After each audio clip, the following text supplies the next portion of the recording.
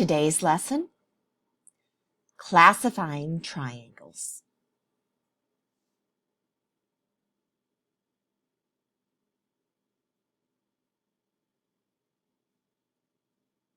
Triangles can be classified or sorted by the length of their sides.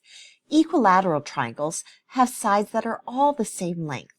Notice the blue lines on the triangle. Those lines are symbols that mean that those three sides are all equal lengths.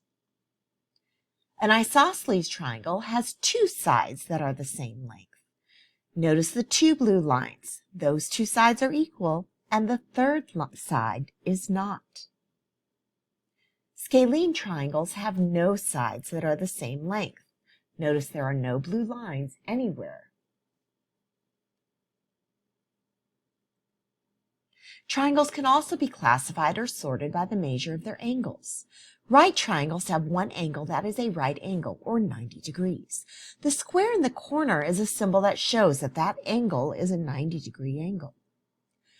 Acute triangles have three acute angles. These can also be called equilateral triangles. The blue circles are showing you where the acute angles are, or the angles less than 90 degrees.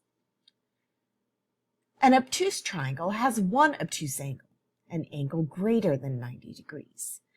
The blue circle is showing you the obtuse angle on this triangle.